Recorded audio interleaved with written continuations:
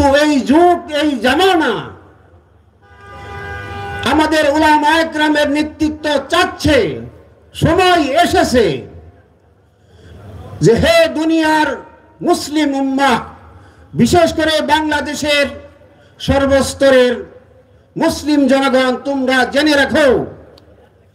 আল্লামা মামুনুল হক এই এশিয়া মহাদেশের শুধু নয়,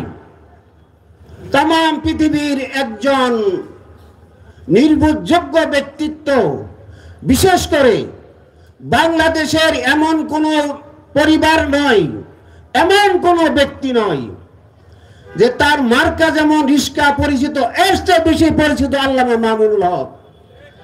আমরা বাস্তবতা দেখেছি, একজন পাবলিক আল্লামা মামুনুল হক নামটা শুদ্ধ করে নিতে পারে না, কিন্তু মামুনুল হক এই নামটা সবাই